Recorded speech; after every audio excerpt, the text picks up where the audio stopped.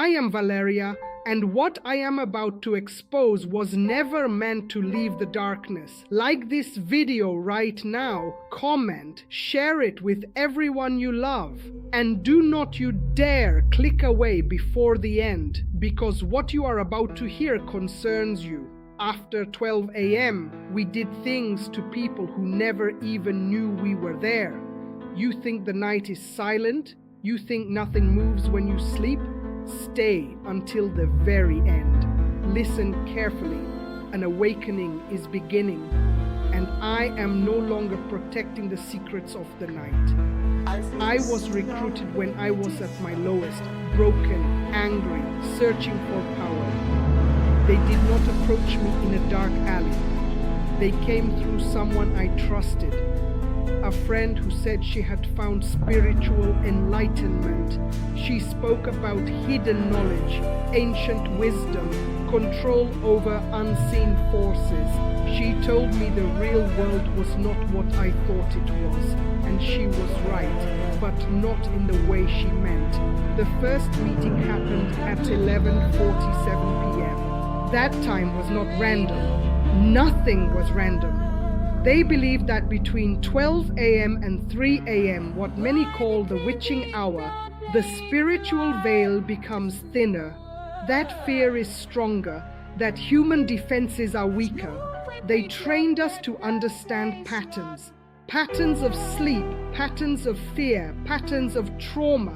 They taught us that most people carry unhealed wounds, rejection, shame, addiction, secret anger. They called these open doors, and we were trained to exploit them. You need to understand something. We did not see ourselves as evil. We believed we were powerful. We believed we were awakened. We believed we were operating in hidden dimensions most humans were too blind to perceive. The initiation night changed everything. At exactly 12 a.m., candles were lit, names were spoken, oaths were taken. We renounced light. We pledged loyalty to forces we did not fully understand. I felt something shift inside me. Not empowerment, occupation. It started subtly. Nightmares became vivid. I could sense fear in people before they spoke. I felt drawn to certain individuals, especially those struggling emotionally. They explained why. People in pain are easier to reach, they told me. After midnight, we would gather, sometimes physically, sometimes remotely, focusing on specific targets. Yes, targets. Business owners on the verge of breakthrough, marriages already strained, teenagers battling depression. We studied them. Social media gave us access. We would watch their posts, their patterns, their confessions, their late-night activity. You would be shocked how much you reveal without realizing it. After 12 a.m., when most of the world slept, we focused our rituals on amplifying what was already fragile in you. If you had anxiety, we aimed to intensify it. If you had temptation, we pushed it harder. If you were fighting addiction, we whispered at your weakest hour. You think that sudden, overwhelming thought at 2:17 a.m. was random. You think that wave of despair that came out of nowhere was just chemistry. I once targeted a woman who had just started rebuilding her life. She had escaped an abusive relationship. She began attending church. She was finding peace. Our leader said she is slipping from our influence. That sentence still chills me. We focused on her between 12:30 a.m. and 2 a.m. for 3 consecutive nights. The goal: exhaust her mentally, emotionally, spiritually. The attacks were subtle: restless sleep, vivid flashbacks, irrational fear that something terrible was about to happen. By the 4th night, she posted online, "I feel like I'm losing my mind again." We celebrated. That is what I was part of. You need to understand the strategy. It was never about dramatic horror scenes. It was about erosion. Slow, consistent persistent strategic erosion, destroy confidence, increase confusion, amplify insecurity. Once a person doubted themselves enough, they became easier to manipulate in the physical world. Bad decisions followed. Broken relationships followed. Financial mistakes followed. We called it nudging destiny. Now I call it interference. But here is what they never told us. The same window that they believed was powerful for darkness is also powerful for prayer. I began noticing something. Some targets were harder to influence. No matter how focused we were, something blocked us. A resistance, a wall. The leader would grow frustrated. She is covered, he would say. Covered. That word haunted me. Covered by what? Covered by who? There were nights when I felt something push back. Not imagination, not guilt, force. A presence stronger than anything in our circle. I remember one specific night. We targeted a man who had recently committed his life to faith. He had a history of anger and violence, but he was changing. At 1:14 a.m., as we began the ritual, I felt pressure in my chest. Not fear, opposition. It intensified when his name was spoken. Suddenly, I heard one of the older members whisper, "Stop." We stopped. The candles flickered violently. The atmosphere shifted. The leader ended the session early. Later, he said quietly, "He is protected." Protected. That word started cracking my loyalty, because if darkness could be blocked, then light must be real. And if light was real, then we were not the highest authority. That realization terrified me more than any ritual. You watching this right now need to understand something deeply important. The night is not neutral, but it is also not invincible. There is a battle most people never see. After 12 a.m., your guard drops. Your mind is tired. Your emotions are exposed. And that is why spiritual discipline matters. That is why what you listen to before sleep matters. That is why unresolved anger matters. We were trained to look for cracks, not strength, cracks. But I am telling you now, cracks can be sealed, doors can be closed, coverage is real, and what we feared most was not another ritual. It was a praying mother at 1 a.m. It was a man whispering scripture when insomnia hit. It was worship playing softly in a dark bedroom. We avoided those houses, not because we were afraid of noise, because of authority. And that is only the beginning. After a while, midnight was no longer just a time. It became a doorway. 12 a.m. was when assignments were activated. We were taught that human willpower drops when the body is tired. Logic weakens, discernment dulls, emotional wounds rise to the surface. That is when we moved, not with horns and shadows, with pressure. Subtle, calculated pressure. You have to understand the system. We did not create problems from nothing. We amplified what was already there. If a marriage had unresolved tension, we magnified suspicion. If a man struggled with lust, we intensified the urge at 1:30 a.m. when his spouse was asleep. If a teenager battled insecurity, we pushed comparison and self-hatred through endless scrolling. After midnight, we targeted the mind, because whoever influences the mind influences decisions, and decisions shape destiny. There was a businessman we focused on for nearly 2 weeks. He was disciplined, focused, building something significant, but he had one weakness: pride. Every night around 12:45 a.m., he would review comments about his work. We observed the pattern, so we targeted his ego. We amplified offense. We magnified criticism. By 2 a.m., small feedback felt like betrayal. Within days, he lashed out at his team. Within weeks, partnerships fractured. He thought it was stress. It wasn't random, it was coordinated. Another assignment involved isolation. Isolation is powerful after midnight. That hour makes people feel alone, even when they are not. We would intensify the lie. No one understands you. You have felt that before, haven't you? That heavy silence, that sudden thought that says you are by yourself. That is not always just emotion, it can be suggestion. We specialized in suggestion, not possession, not dramatic manifestations. Suggestion, a whisper that feels like your own thought. Send the message, take the drink, open that website, quit, give up. Most people think spiritual warfare looks cinematic. It does not. It looks like an internal battle at 2:13 a.m. when you are too tired to fight properly. But here is what began to disturb me. Some people resisted, not because they were strong, because they were anchored. There was a single mother we tried to destabilize. Financial pressure, exhaustion, fear for her children, perfect conditions. But every night around 12:30 a.m. when anxiety rose, she would pray out loud, not long speeches, just authority. I refuse fear. I am covered.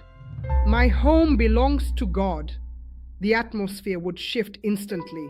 Assignments would weaken. The leader would become irritated. Her declarations are interfering, he said once. Interfering. That word revealed everything. Darkness depends on silence, on agreement, on passive acceptance, but spoken authority disrupts it. We feared people who spoke back. We avoided homes filled with worship music after midnight. We avoided rooms where scripture was read before sleep. We preferred distraction, television left running, phones glowing, minds overstimulated but spiritually unguarded. That is easy territory, but someone disciplined, someone aware, someone who closes their day intentionally, that creates resistance. I began noticing something inside myself during those sessions.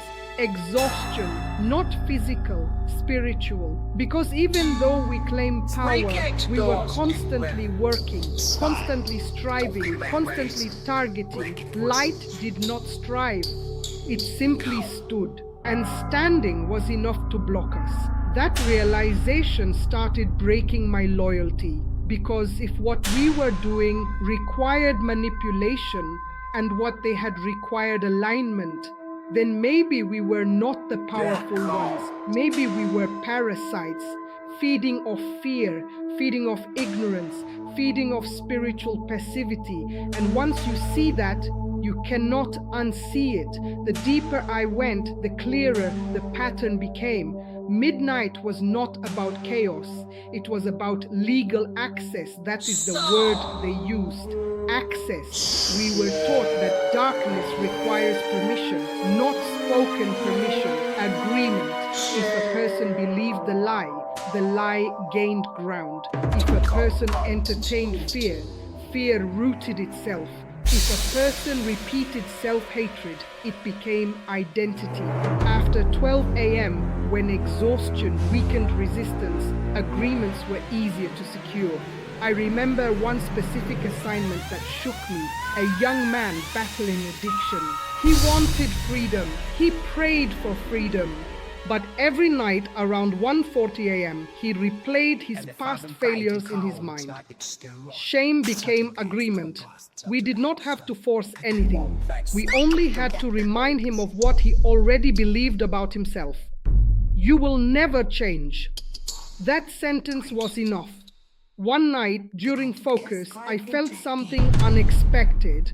Conviction, not fear of punishment, clarity. I saw what we were really doing. We were not creators of destruction. We were magnifiers of wounds. And wounds unattended become entry points.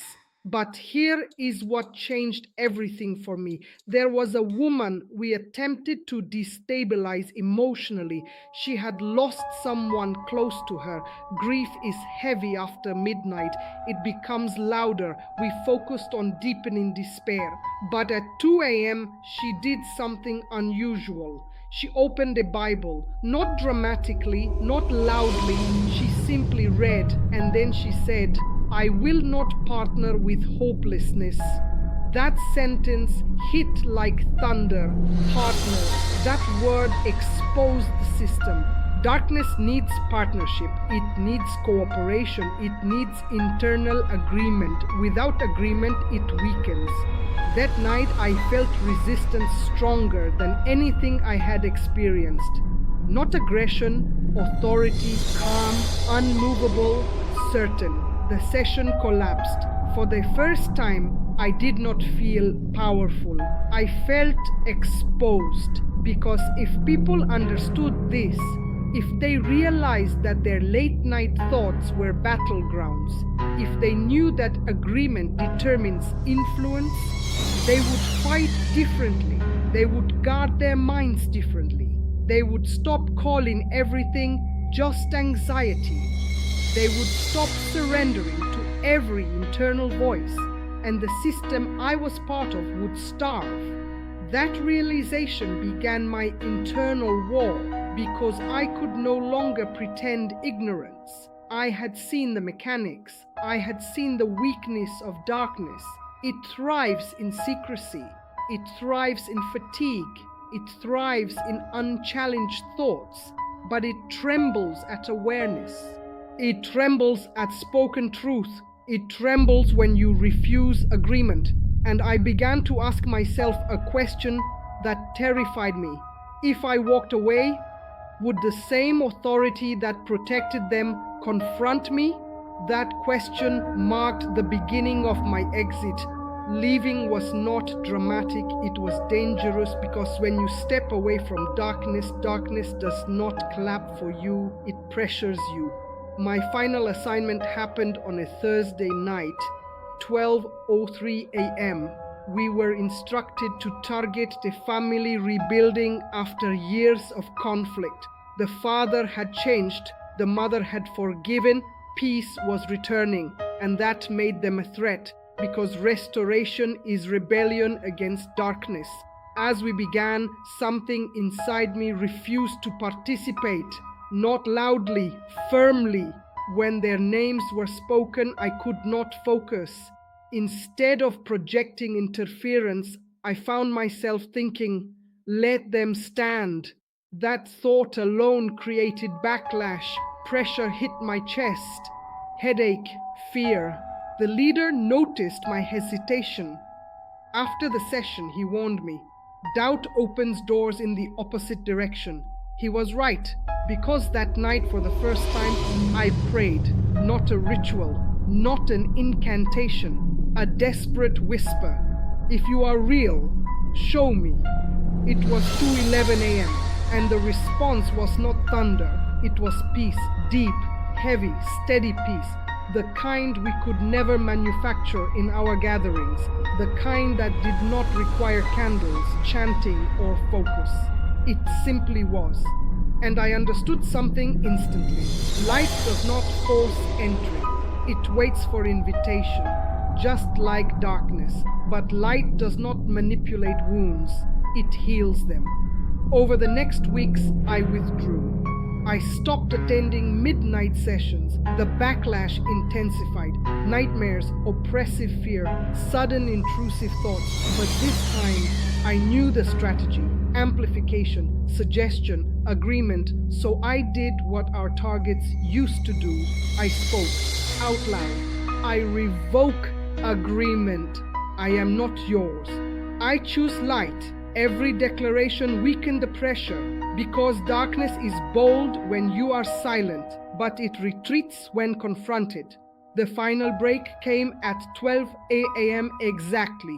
Instead of gathering with them, I knelt alone, and I surrendered everything I had participated in. Not partially, completely. There was no lightning strike, no dramatic scene, just authority re-established and something lifted. Here is what you must understand. After midnight is not owned by darkness. It is contested, and the side that gains agreement gains influence. If you fall asleep in fear, fear lingers. If you sit in shame, shame deepens. But if you declare truth, truth stabilizes. If you worship, atmosphere shifts. If you guard your mind, interference weakens. I was on the inside. I saw the mechanics. I saw the limits. And the greatest secret we never wanted exposed was this: darkness is loud, but it is not sovereign. And you have more authority than you think.